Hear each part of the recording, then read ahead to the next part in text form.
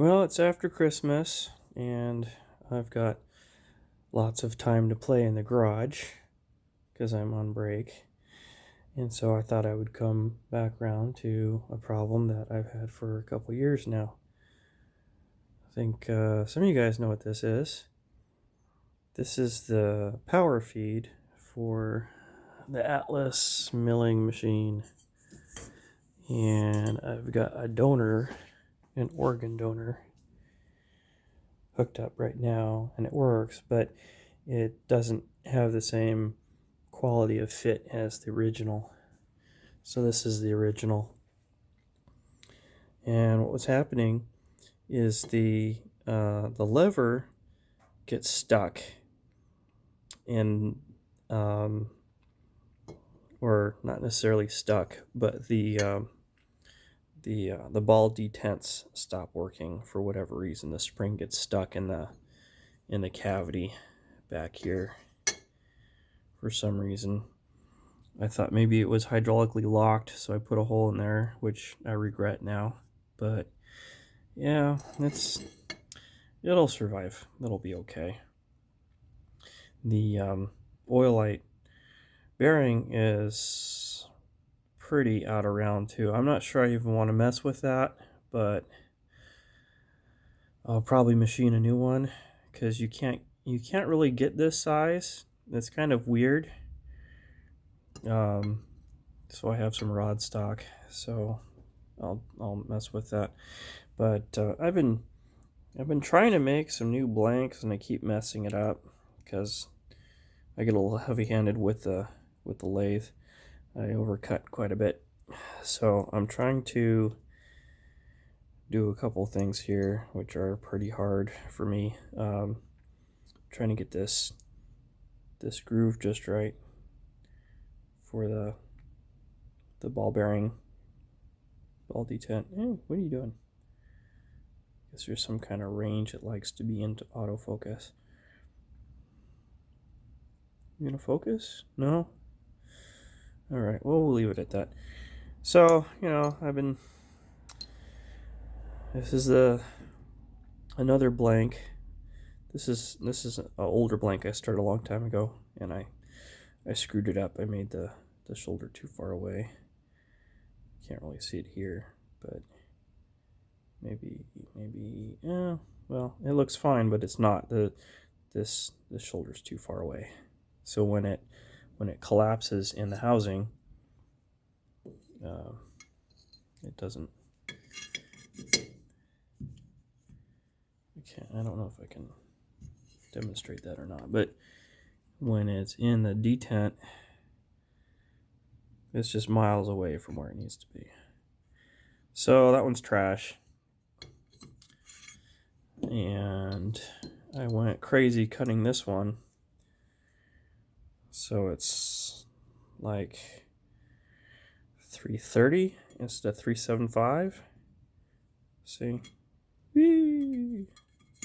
It's got miles of play in there. So that's trash.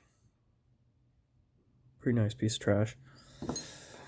So, yeah, it's a combinational thing here. It's kind of hard to machine. I have to leave enough meat sticking out. And this is a interference fit too on this guy. So, see, that's where the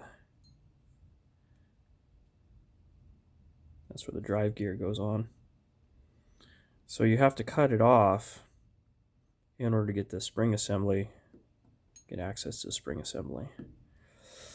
So I had to destroy it to pull it apart, and I'll have to probably destroy more to get it back together again.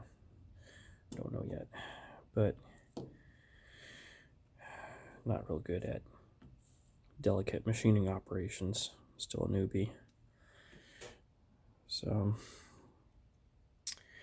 yeah, once that ball detent stops working for you, you have to machine that off and weaken it so that you can pop it out of the, I guess this is the bowl gear.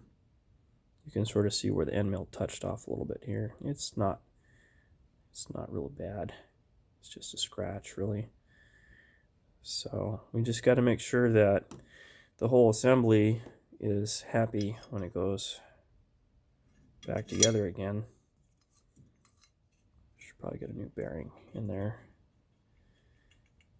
It's really wobbly. When the spring assembly's in there, it's not as wobbly.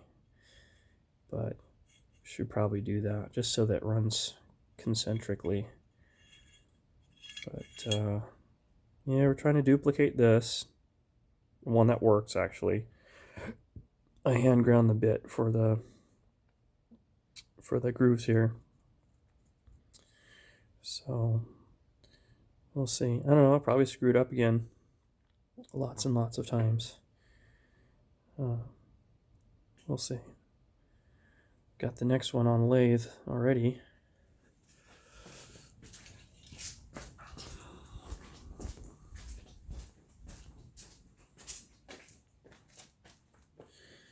So it's grooved out.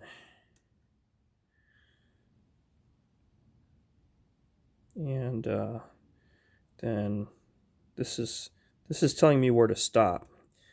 And then I'll just sneak up on it with another tool and thin it out on the right side so that it's 2-dimension. And then I'll have to make sure that I turn the rest of this to 375. And then the hard part is getting this shoulder the correct size for the gear. You don't want to overcut that. Once it's overcut, it's trash unless you can build it up somehow. But really we want a tight fit on there so that it runs true and that it doesn't slip. Because there's a lot of torque on that connection.